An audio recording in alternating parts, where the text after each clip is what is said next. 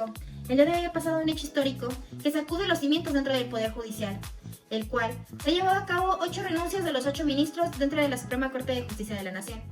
Esta decisión inédita nos plantea diversos interrogantes sobre la independencia judicial y más que nada sobre el futuro de justicia dentro de nuestro país. Ahora el Senado tiene que analizar y decidir qué sigue, pero el interrogante para la sociedad es ¿qué va a pasar con nuestro máximo tribunal?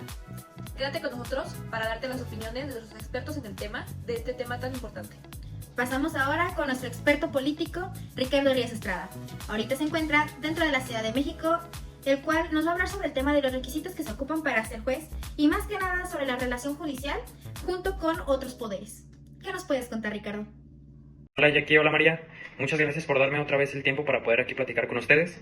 Que en este caso, pues, hablando de lo de la nueva reforma del Poder Judicial, yo les voy a hablar sobre lo que son los requisitos pues, para poder postularte para ser juez o ministro o ministra o jueza con esta nueva reforma.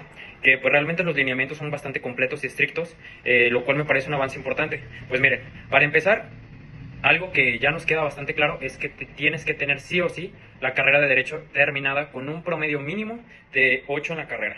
Y no solo eso, sino que ahora, si quieres postularte a algún cargo en específico relacionado a una materia en específico, tienes que tener como mínimo un promedio de 9 en la materia a la que te quieras enfocar en este caso, ya sea en licenciatura, maestría o doctorado. Bueno, el siguiente punto del que les voy a hablar es que se tienen que tener por lo menos 5 años de experiencia en el ámbito jurídico. A mi parecer este es uno de los puntos más importantes, debido a que no solamente tienen que saber lo teórico, también tienen que saber lo práctico. Entonces este es un punto muy importante, pero del punto más importante, a mi parecer voy a saltar al que es el menos importante, debido a que se piden por lo menos 5 cartas de recomendación o de buena reputación a los vecinos, a conocidos.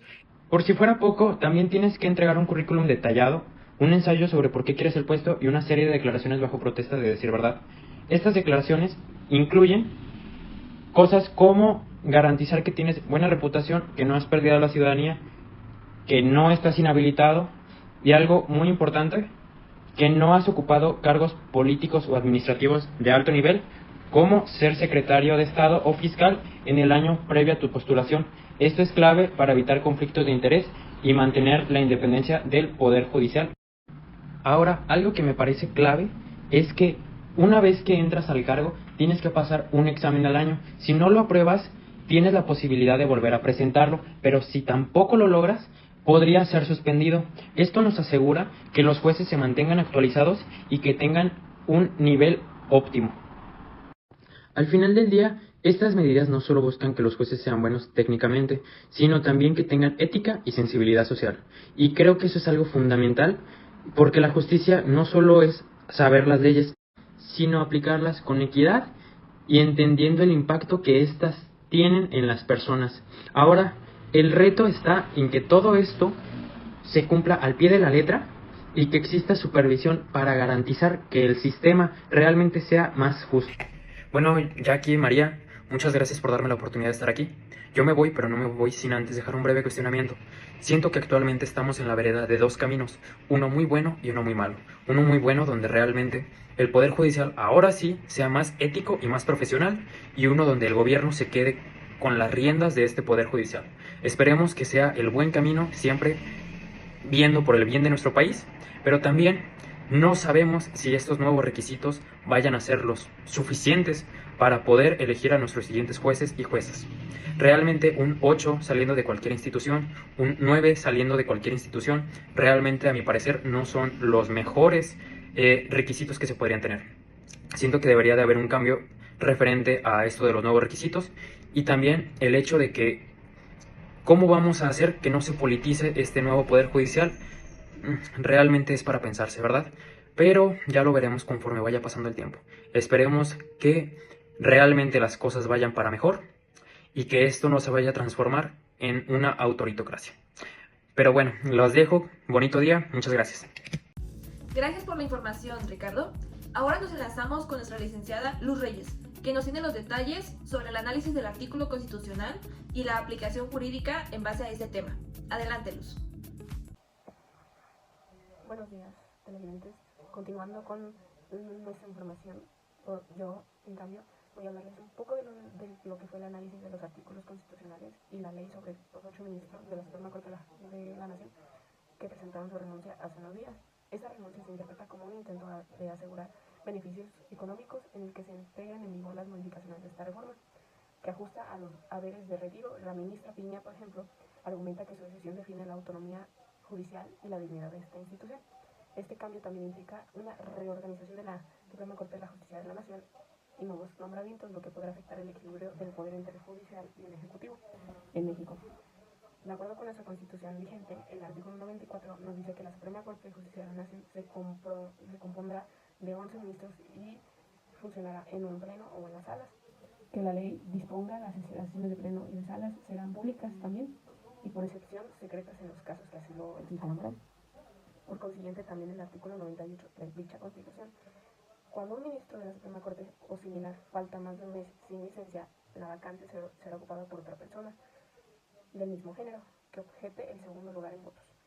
Si esta declina, se elegirá a quien obtuvo la mayor votación. El Senado de la República tomará protesta a la persona sustituida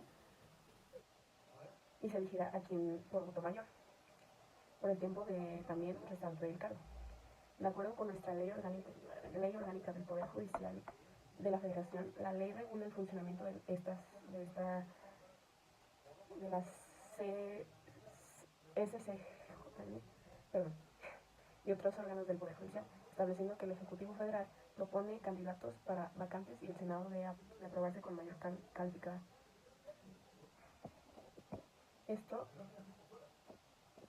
se comparte de acuerdo con la Cámara de Diputados del Congreso de la Unión, la Ley Orgánica del Poder Judicial de la Federación de la Cámara de Diputados y la redacción central de la Suprema Corte de la Justicia de la Nación, conforme al análisis sobre los 8 ministros, la renuncia de los 8 ministros.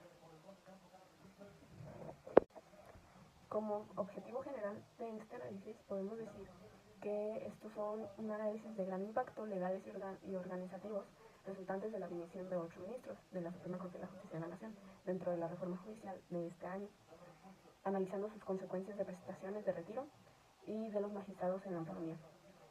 Y también se lleva a cabo buscar e indagar en cómo las alteraciones normativas relativas o los beneficios de jubilación impactan en la conexión entre el Poder Judicial y el Ejecutivo, así como los principios de autonomía e imparcialidad que sustentan la labor jurisdiccional, resaltando las tensiones constitucionales y políticas y que subsayen en la dimisión de los ministros.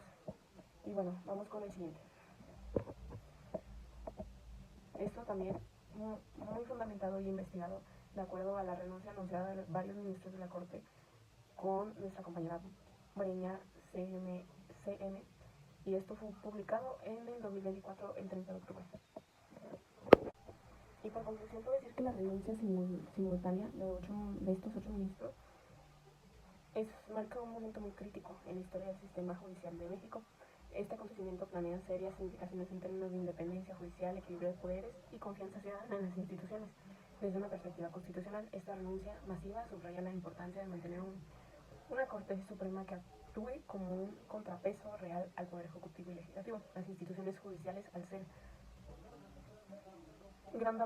gratamente de la Constitución y los derechos humanos, deben estar protegidas de influencias externas que puedan comprender su imparcialidad. En el ámbito político y social, la salida de los ministros también refleja una posible clima de tensión o desacuerdo dentro del sistema institucional del país. La designación de nuevos ministros representa una oportunidad, pero también un riesgo. El proceso de ser transparente y apegar a principios de mérito y profesionalismo, evitando de esta constituya para consolidar intereses particulares o limitar la autonomía de la Corte. Finalmente, este suceso resalta la necesidad de fortalecer las garantías institucionales para preservar la independencia del Poder Judicial y generar confianza en su actuación. La sociedad civil, los académicos y los medios tienen un papel esencial en monitorear este proceso y exigir una justicia judicial vagamente grata para que respondan los principios democráticos y de justicia que México necesita. Y pues vamos con la siguiente noticia. Después de escuchar estos datos tan interesantes, ahora vamos con Jacqueline Rosas Castillo, quien tiene un análisis un poco más a detalle sobre el proceso de renuncia de estos 8 ministros. Cuéntanos, Jacqueline. Buen día, María. El procedimiento de renuncia para los ministros de la Suprema Corte de Justicia de la Nación, en nuestra Carta Magna, nos dice que solamente procederán por causas graves serán sometidas al Poder Ejecutivo y si éste las acepta, las enviará para su aprobación al Senado de la República, según nuestro artículo 98 de la Carta Magna. Y a su vez, el artículo 89 constitucional, en su fracción 18, dispone como facultad del Poder Ejecutivo, además de presentar las facultades para designar ministros, someter sus licencias y renuncias a aprobación de la Cámara de Senadores.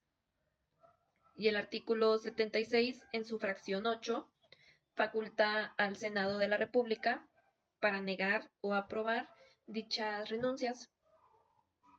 El artículo 101, en su segundo párrafo, nos dice que quienes hayan ocupado el cargo de ministro no podrán, dentro de los 2 años siguientes, a partir de la fecha de su retiro, actuar como abogados, patronos o representantes ante cualquier proceso ante el Poder Legislativo. Al igual que en el artículo 101, se establece que las personas que hayan sido ministros tampoco podrán ocupar dentro del plazo de 2 años los cargos señalados en el artículo 95, fracción 6, los cuales serían pues ser secretario de Estado, senador, diputado federal, fiscal general de la República y titular de poderes ejecutivos locales. Este procedimiento, que ya les mencioné previamente, busca asegurar que la renuncia de los ministros se lleve a cabo de manera ordenada y con la validación de los órganos del Estado, garantizando de esta manera la transparencia y el cumplimiento de los principios constitucionales que establece nuestra Constitución Política de los Estados Unidos Mexicanos. Gracias. Eso es lo que sabemos hasta ahora. Para más información sobre las declaraciones oficiales, vamos con María Sosaluda. Adelante, María. Muchas gracias por el espacio, Jacqueline. Bueno, pues siguiendo con las declaraciones oficiales y no oficiales acerca de estas renuncias de los 8 ministros, pues 8 de los 11 ministros dentro de la Suprema Corte de Justicia de la Nación en México llega a marcar un evento tan importante e histórico en la historia judicial del país. Entre todos estos ministros que presentaron sus renuncias, siendo estas figuras clave como la presidenta Norma Piña y otros muy importantes magistrados, siendo como Luis María Aguilar Morales, Jorge Mario Pardo Rebolledo, Margarita Arias Farjat, Alfredo Gutiérrez, entre otros muchos. Esta reforma ha sido un tema de debate últimamente dentro del Senado, ya que pues algunos legisladores han mostrado y han dado a conocer su desacuerdo y han insinuado que pues estas renuncias pueden rechazarlas por considerarlas contrarias a las de la Constitución. Y bueno, pues por parte del proceso de la selección de los nuevos ministros, pues podría alterar un poco la balanza en cuestión de los poderes legislativos, ejecutivo y judicial, como hoy en día los conocemos. Por su parte, la presidenta doctora Claudia Sheinbaum Pardo ha negado completamente esta posibilidad de aceptar dichas renuncias, pues ella manifiesta su preocupación en cuestión de la balanza de la estabilidad dentro del país y la balanza constitucional que esta pueda llegar a afectar. Bueno, y pues ahora hablando un poco más a detalle sobre cada una de las renuncias que han ellos dado a conocer públicamente, tenemos que la presidenta Norma Piña ha dado la renuncia diciendo estas palabras. Esta renuncia no implica mi conformidad con la separación del cargo para el que fui asignado originalmente hasta el 10 de diciembre del 2030, sino un acto de congruencia y respeto al texto constitucional que hoy nos rige. Siguiendo bien con Jorge Mario Pardo Rebolledo, quien textualmente en su mensaje subrayó que esta renuncia se basa en su congruencia personal y no en actos de convivencia personal, puesto que rechazó firmemente las injurias, insultos e infundidos que le fueron acreditados en su trayectoria como integrante dentro de la Suprema Corte de Justicia de la Nación. Siguiendo con Alfredo Gutiérrez Ortiz Mena, él se destacó en subrayar que esta renuncia no implica una aceptación tácita de la Constitución, ya que pues procede conforme a la presunción de validez que toda norma merece mientras no sea revocada por un tribunal competente, pero como tantas cosas del derecho, esa presunción es provisional, frágil y tal vez destinada a desaparecer cuando la Corte emita su juicio final.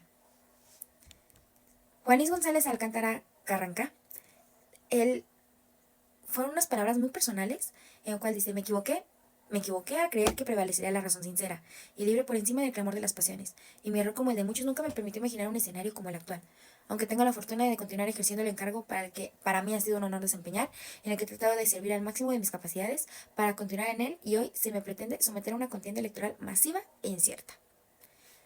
Ana Margarita Ríos Farjat no se quedó atrás, pudiendo demostrar que para mantener su espacio de dignidad y libertad, y como parte de ese rechazo, optaba por no aceptar bajo tales condiciones, y que llegando el momento, el pago de la cantidad de dinero mensual a la que ella tiene derecho como futura integrante de retiro de este tribunal.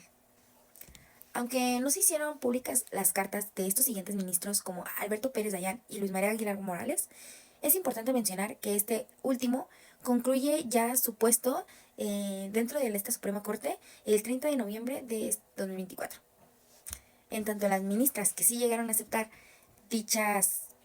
mantener dichas urnas fueron Lenia Batres Guadarrama, Yasmín Esquivel Mozar y Loreta Ortiz Half. Seguimos con las siguientes noticias. Muchas gracias. Siguiendo con este tema, ahora la licenciada Erandi Vanessa Montes de Oca está listo para informarnos un poco más sobre los factores económicos y sociales que se han venido influyendo en esta noticia. Vamos contigo, Vanessa. Muchas gracias, María Jacqueline, por tan agradable recibimiento que me dan. Pues principalmente yo sí les quiero hablar de los 3 principales factores que se ven afectados a través de la renuncia de los 8 ministros de la Suprema Corte. Pues principalmente se ven afectados los factores políticos, sociales y económicos. Y pues antes de entrar un poquito más al tema, me gustaría que esta renuncia pone en evidencia un momento tanto crítico para la justicia y la democracia dentro del país. Esta decisión principalmente pues se toma, ¿no?, a través de lo que es la reforma judicial, que pues que es aceptada en este año y que es promovida por el gobierno, y que refleja no solamente lo que es un conflicto de país, sino que también hay diferentes o diversas inquietudes de la sociedad al saber que se pierde uno de los pilares más importantes para la misma sociedad, lo cual pues es la independencia judicial, ¿no? Entonces, pues la renuncia expresa un dilema para defender lo que es la autonomía judicial, y en un contexto rumbo hacia el sistema judicial, pues que se generan tanto consecuencias económicas y sociales dentro de este país. Y ahora sí, entrando un poquito más al tema, pues empezamos a ver lo que son factores políticos, ¿no? Pues desde este ámbito político, pues hay una presión totalmente ejercida por una reforma que, según tanto analistas y críticos, pues busca subordinar lo que es el poder judicial al poder ejecutivo, ¿no? Y este gobierno no solamente promueve esta reforma como un mecanismo de justicia, sino que muchas veces se percibe como un intento de autonomía judicial y poder consolidar a lo que es el poder ejecutivo. Y lo que impacta pues es realmente la separación de poderes y la democracia dentro del país, ¿no? Es lo que muchos periodistas han estado comentando a lo largo de este tiempo, ya que pues no se ha tenido suficiente información, y pues estas renuncias también se pueden ver vistas a través de un acto de resistencia política que también refleja lo que es una tensión y que existen entre el deseo del poder ejecutivo y de tener un poco más de control y esfuerzo de los jueces para poder tener una independencia de sus mismas decisiones, ¿no? Entonces, pues si lo dejamos así, pues realmente a lo mejor para muchos estaría mal el tener este tipo de reforma, ¿no? Ya que pues a través de esto pues se están perdiendo los ministros porque pues no quieren perder su puesto, tienen miedo a que no sean reeleccionados, inclusivemente pues se ve todo un descontrol en la política, y pues no sabemos realmente qué es lo que vaya a llegar a suceder. Digo, sabemos que esta renuncia no entra luego luego, sino que también esta renuncia entra hasta el año del 2025 para que pues no se quede el puesto nada más así, ¿no? Ahora, entrando un poquito acerca de los factores sociales, pues yo creo que se genera una crisis totalmente de desconfianza, ¿no? Porque pues no sabemos a quién realmente podemos elegir, ¿no? Si lo vemos pues tan solamente cuando elegimos a nuestro presidente de la República, y también lo hemos visto pues a lo mejor al elegir diputados, a los gobernadores, a diversos tipos, pues que realmente no se ha visto la transparencia que se debería de ver, ¿no? Y ahora entrando esta nueva reforma, pues no sabemos qué es lo que va a llegar a pasar con los jueces y magistrados, pues que realmente van a ser reeleccionados o que van a ser seleccionados, ¿no? Por el mismo mecanismo de democracia que según se quiere generar. Según Bueno, a mí como conclusión me gustaría mencionar o recalcar que pues la renuncia que se genera en los 8 ministros de la Suprema Corte de Justicia pues es una interacción totalmente compleja, ¿no? Porque pues no solamente están los factores económicos, políticos y sociales, ¿no? Sino que también hay todavía muchísimos más factores que pues no sabemos realmente qué es lo que vaya a llegar a pasar en algún futuro, porque a lo mejor ahorita no lo vemos tan remarcado, tan recalcado acerca de esta misma situación, pero sabemos que pues realmente impactan en lo que es la estructura y la percepción de esta misma institución. Y estos eventos pues cuestionan lo que es la autonomía, también pues que se genera una crisis de confianza dentro de la justicia y de la democracia dentro de México.